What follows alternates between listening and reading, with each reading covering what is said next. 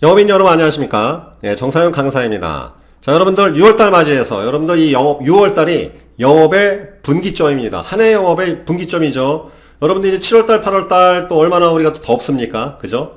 그러니까 이 6월 마무리를 잘 해야지, 상반기 마무리를 잘 방점을 찍어야 또 7월달, 또 하반기를 쫙 고속도로처럼 우리가 달릴 수 있는 것이죠. 그래서 저희가 또 준비한, 세일즈TV에서 준비한 무료 오픈 특강 공지입니다. 여러분들 일단은 날짜 언제냐? 다음 주 화요일입니다. 자, 오늘 월요일이죠. 다음 주 월요일 2019년 6월 11일 화요일 오전 10시부터 12시까지 2시간 동안에 걸쳐 특강을 합니다. 그래서 위치는 여기 서울시 강남구 테헤란로 445 본솔 빌딩이라고 있어요. 11층 교보 생명교육장. 네, 저희가 이걸 좀 구했는데 위치가 어디냐면요. 여러분들 요 2호선 선릉역과 삼성역 중간에 있는 이 포스코 사거리 있죠? 예, 거기 코너에 있는 빌딩입니다.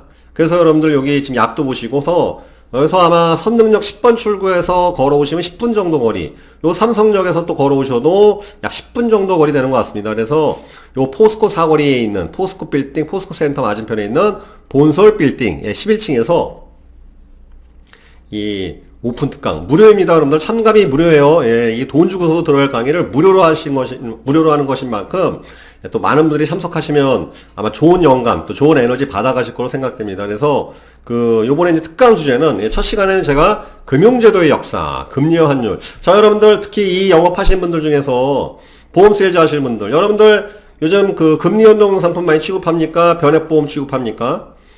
그러면 여러분 금리에 대한 기본적 연봉리니 뭐니 이런 거다 금리가 왜 생기는 것인지 중앙정부에서 중앙은행에서 하는 역할은 무엇인지 이런 금융에 대한 기본적인 지식이 있으셔야 돼요. 저 환율 또 요즘에 환율이 많이 올라갔죠. 원화 가치가 떨어졌습니다.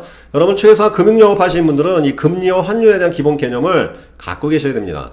그래야지만 여러분들이 그러한 기본적인 테두리 위에서 상품 같은 것들이 탄생하고 보험이니 주식이니 금융이 여러 가지 있는 것이죠. 또 이 보험 세일즈 안 하시는 분이라 하더라도 다른 세일즈 영역을 하시더라도 이 금리와 환율에 대해서는 기본적인 개념을 반드시 알고 계셔야 돼요. 여러분 세일즈의 목적이 결국은 여러분 잘 먹고 잘 살려고 하는 거 아니겠습니까? 재테크를 좀 해야 되는데 그 모든 개념들이 바로 금리와 환율 이런 것들로 연동되는 것이기 때문에 첫 번째 교환 과목을 준비하는 것이고 두 번째 굉장히 중요합니다. 두 번째 법인 영업의 핵심 포인트 정리. 자, 여러분 여기 허준영 대표님이라는 분이 나오시는데 굉장히 모시기 어려우신 분이에요. 제가 아는 인맥에서는 대한민국 최강자입니다. 가장 실전 경험이 많으신 정말 법인 영업의 신이에요, 거의. 예, 그분 강좌를 특별히 준비했습니다. 그래서 법인 영업의 핵심 포인트, 어떠한 부분을 배우셔야 되는지, 어떤 부분을 공략해야 되는지, 또 법인 영업을 실전에서 진행할 때 무엇을 가지고 우리가 소구를 해야 되는지 이런 것들에 대해서 정말 엑기스만 저희가 준비해서 한 내용입니다. 그래서 이날 6월 11일 화요일 오전 10시부터 12시까지 서울시 강남구 테헤란로 445 본솔 빌딩 11층 교보 생명교육장에서 이 무료 오픈 특강을 합니다. 그리고 여기가 아마 강의장이 최대 수용 인원이 40명이 안 될 거예요. 30명 정도? 40명 하면 너무 빡빡하고 한 30여 명 정도가 쾌적하게 들을 수 있는 강의장이니까 여러분들 빨리 댓글 이 공지 방송에 빨리 댓글 달으셔갖고 꼭 들으시길 바라겠습니다. 아침 시간입니다. 자, 그럼 과연 저에 대해서 아시잖아요. 그럼 과연 이 허준영 대표님이 어떠한 분인지 그분에 대한 영상 보시도록 하겠습니다. 그날 뵙겠습니다. 영업인 여러분 안녕하십니까? 예, 정사윤 강사입니다. 자, 여러분들 즐거운 소식입니다. 6월 11일 날 저희가 또 무료 오픈 특강을 합니다. 그리고 이번에 이 무료 오픈 특강에는 정말 모시기 힘든 분을 제가 모셨습니다. 그리고 또 여러분들이 아마 이쪽 영업에 특히 오늘 보험 세일즈에 해당되시는 분들이 정말 귀담아 들으셔야 될 내용들인데요. 제가 아는 한 대한민국에서 이 법인 계약에 관해서는 정말 최강의 전문가를 제가 모셨습니다. 정말 어렵게 모셨습니다. 아주 몸값 휩싸신 분인데 제가 어렵게 모셨습니다.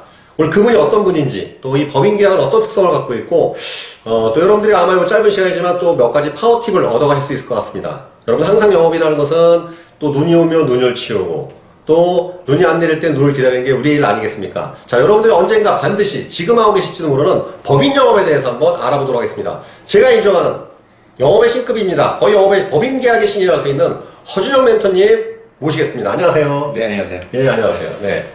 자, 우리 허준영 멘토님, 일단 이분 제가 커리어를 말씀드리면은, 여러분들 MDRT 아시죠? MDRT. 100만 달러 원탁회의. 현재 12년 연속을 달성을 하셨습니다.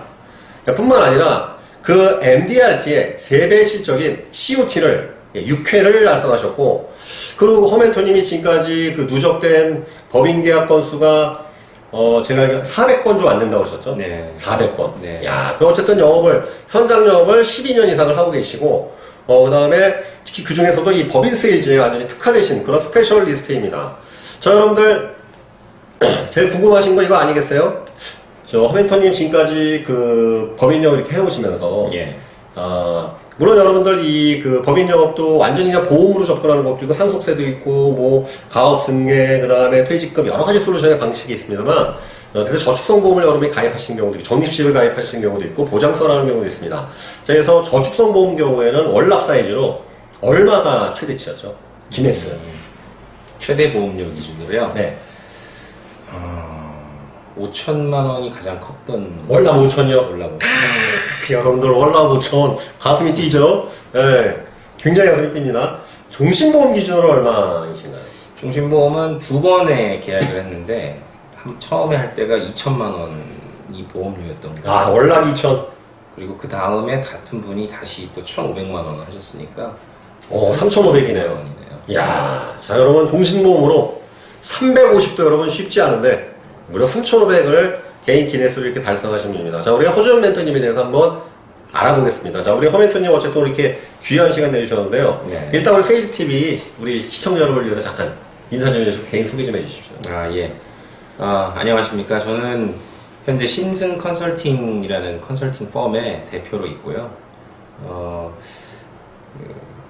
모 보험사에서는 지금 이제 법인 전문으로 컨설팅을 제가 이제 제공을 하고 필드에 계신 설계사분들의 영업을 좀 도와드리고 예, 그렇게 하고 있습니다. 본인 직접 영업도 하시겠지만 또 그런 풀을 갖고 오신 분들과 조인트업 또는 동행 영업을 통해서 비즈니스를 전문적으로 수행하고 계십니다. 그리고 제가 이제 잠깐 이 방송 전에 또 우리 허멘토님 이야기 잠깐 들었었는데요. 여러분 놀랍게도 또 여러분들 이렇게 영업을 잘 하신 분들 여러분들이 이렇게 뵙게 되거나 만나게 되면 저분들은 뭔가 풀이 좋았겠지 아니면 애초에 또 그런 쪽에 있었겠지.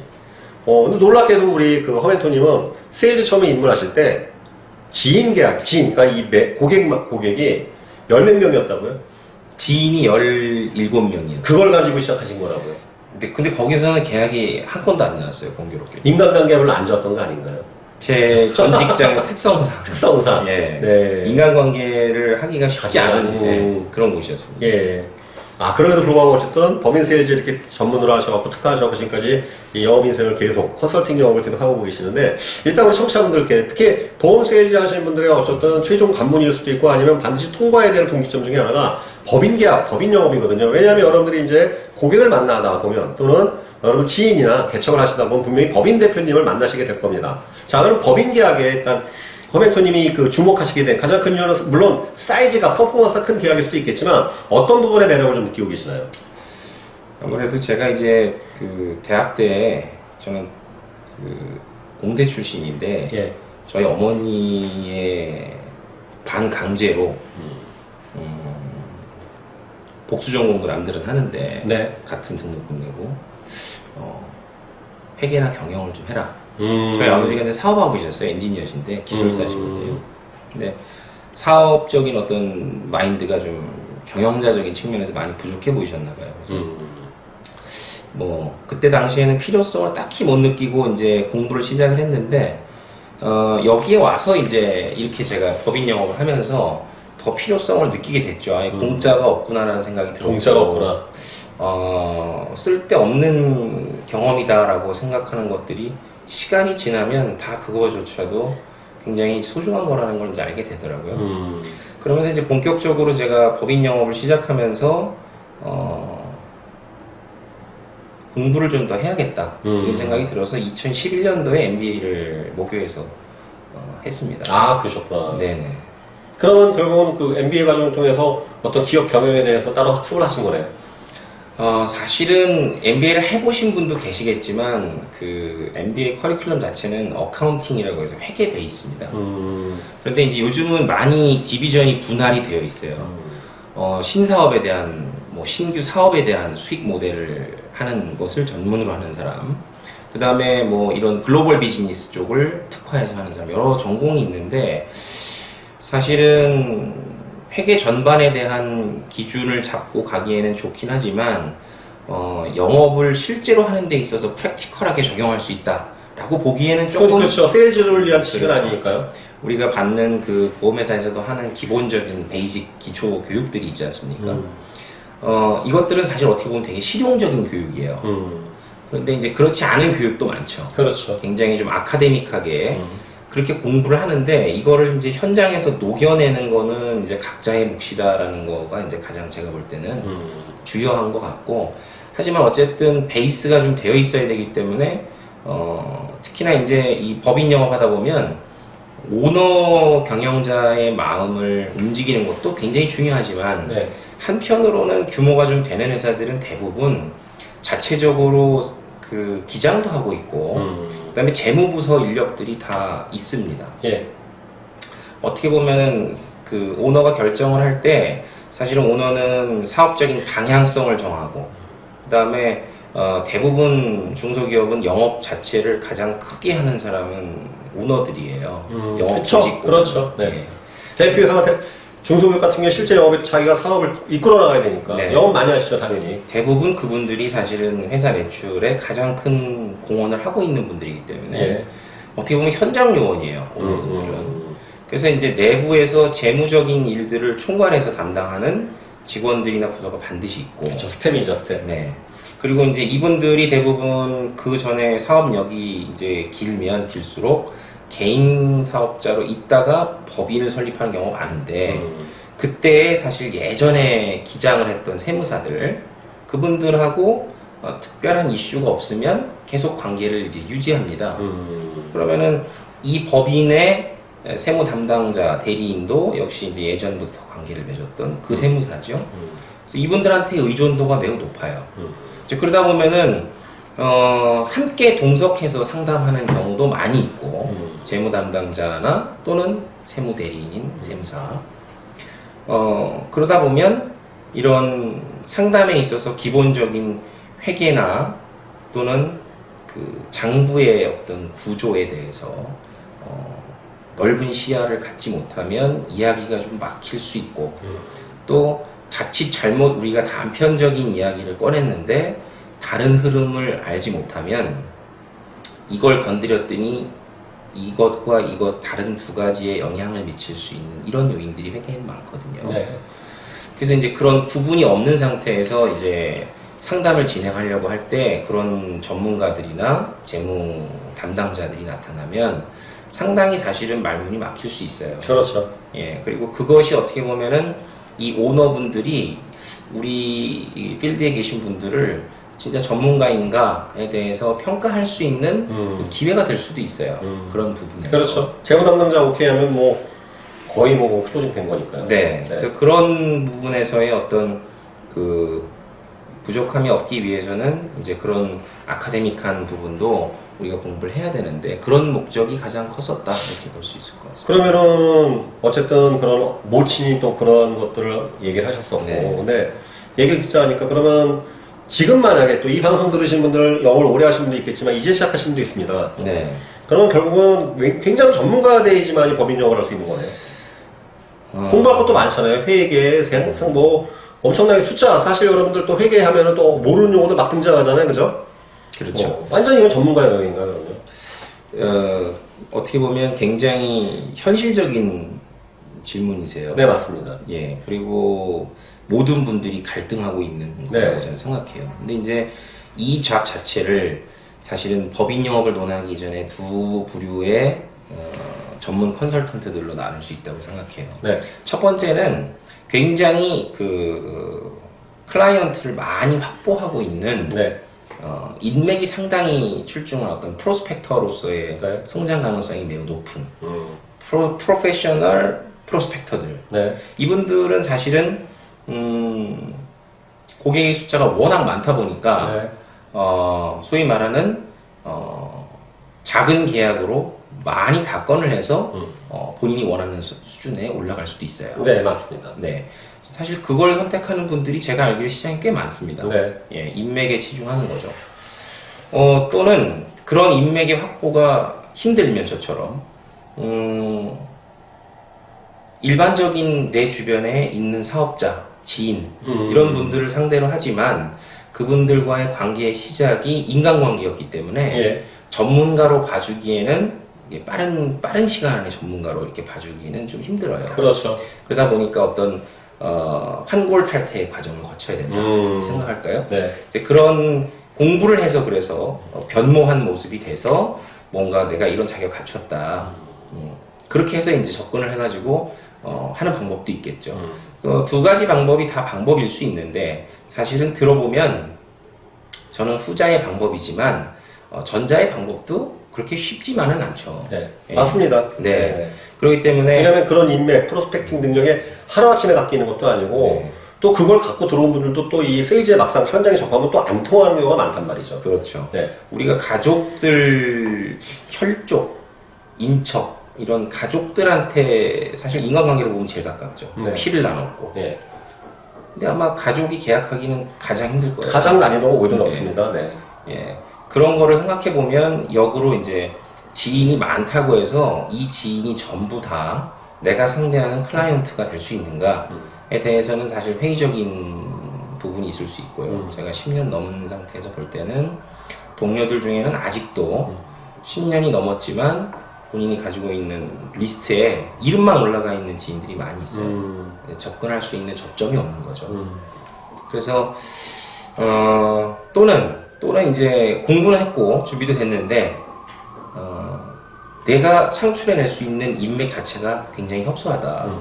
그러면 저처럼 이제 조인트워크의 형태로 다른 분들의 어떤 가망 고객, 인맥이 좋은 분들의 가망 고객, 이분들은 사실 필요한 게 이런 어떤 전문성이 필요한 거잖아요. 네. 인맥은 확보가 되어 있으니까.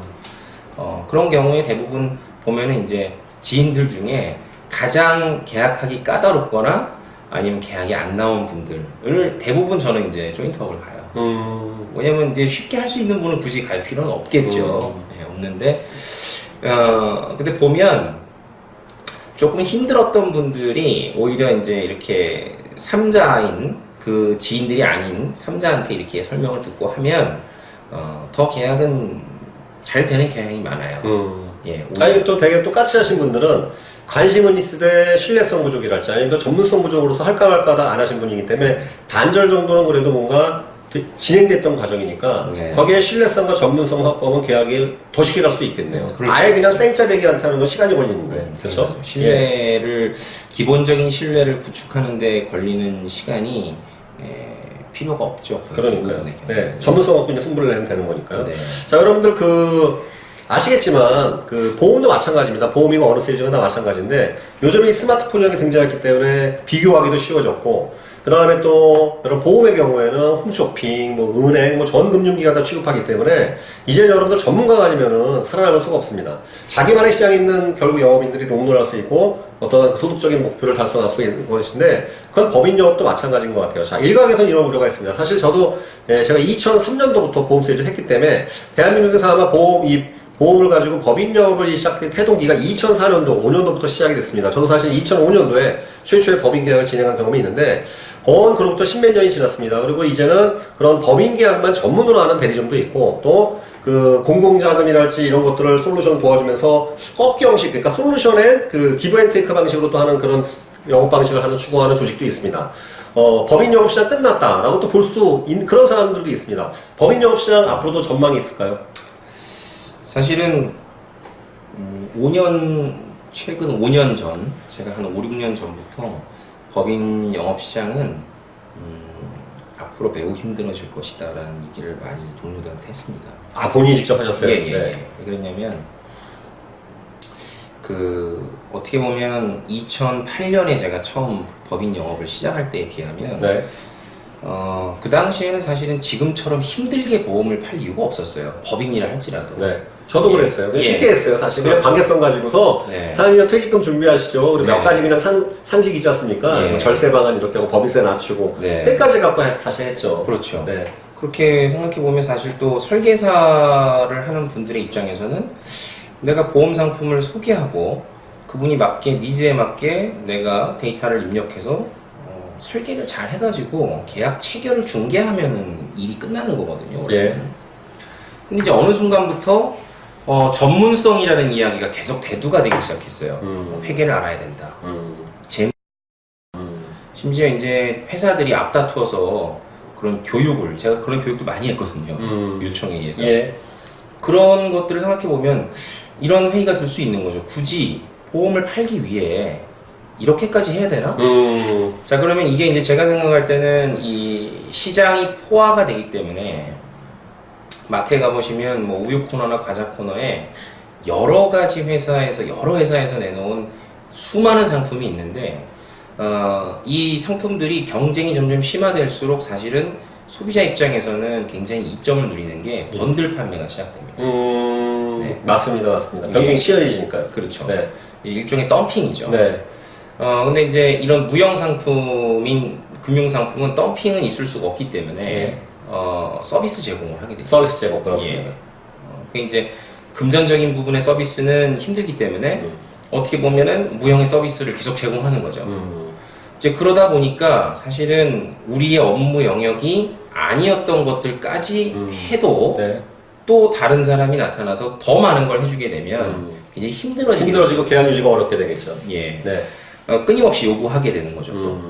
그래서 그런 어떤 분위기나 풍조가 경쟁이라는 것 때문에 그런다는 것은 이해를 하지만 과연 이렇게 가서는 어디까지 시장은 우리에게 요구를 할 것이냐, 또 그거에 보험회사 에이전트는 어디까지 맞춰야 되느냐.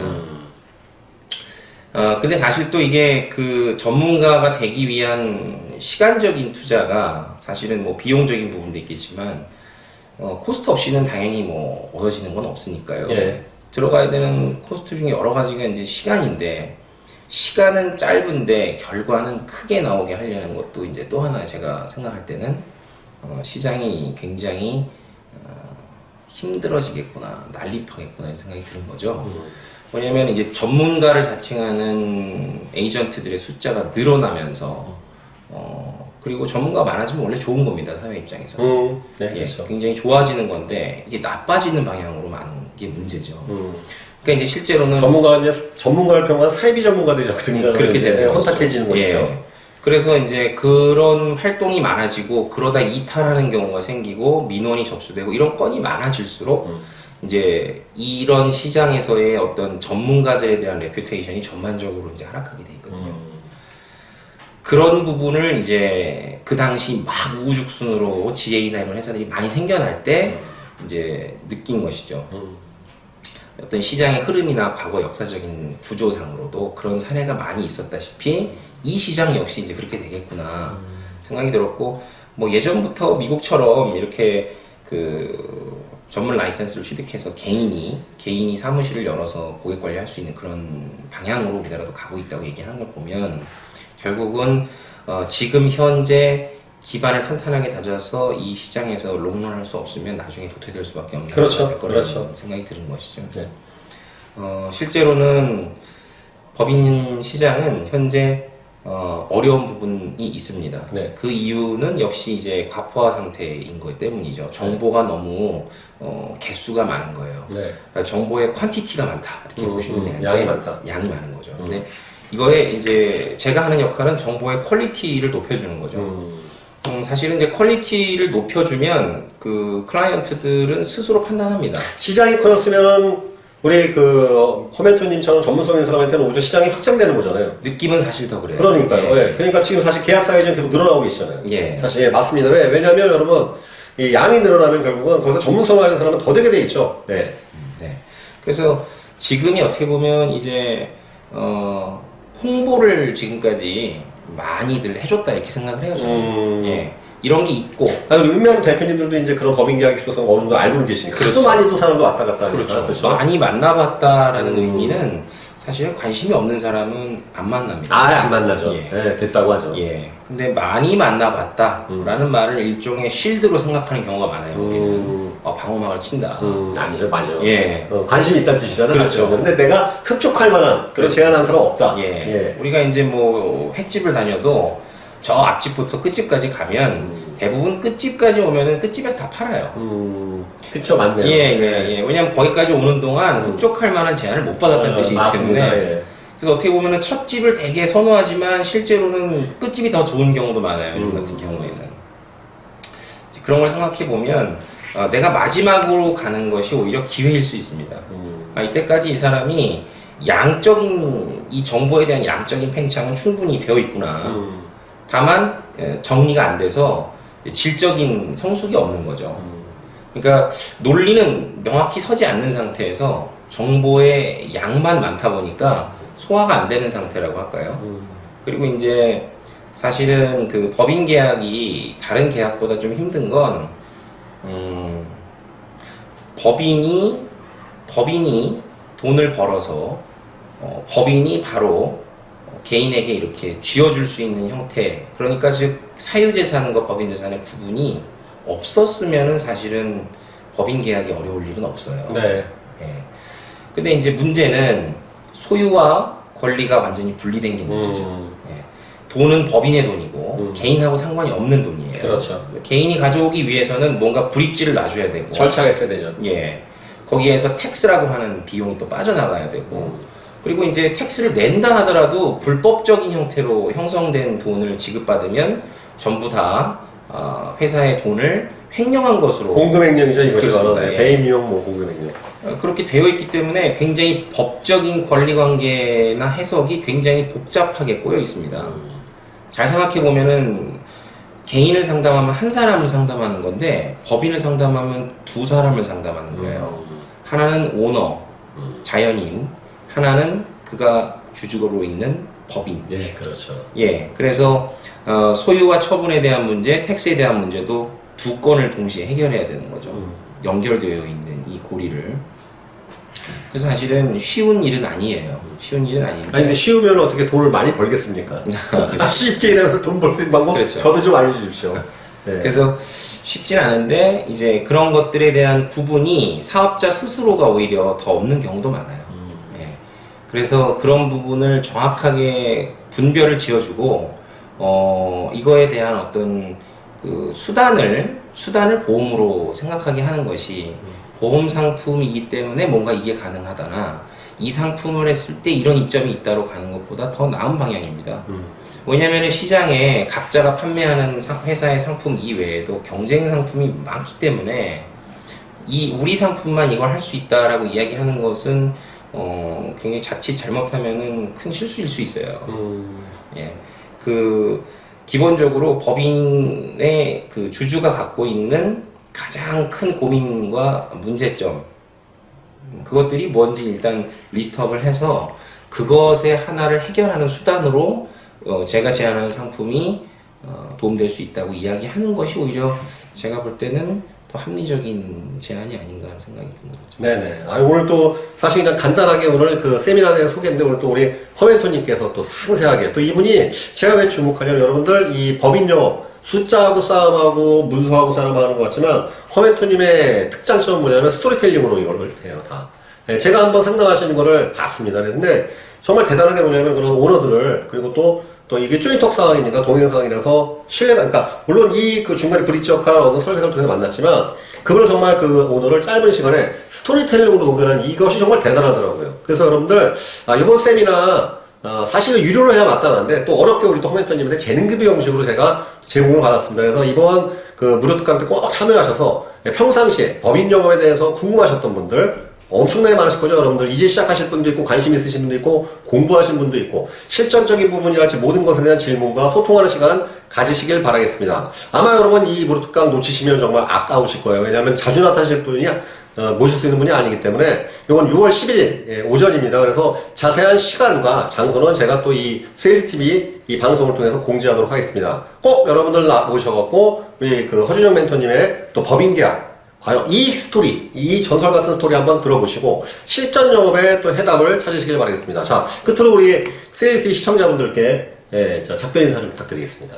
네. 이번에 그 6월 11일에 정재윤 강사님께서 저 그 이름 안 써요, 이제. 그러신가요? 네, 그거 예전에 어느 그 관상 모시는 분이 그 이름 써보라 하는데 귀찮더라고요. 그냥 다시 정상으로 본명으로 원대 복귀했습니다. 알겠습니다. 네. 정상윤 강사님께서 사실은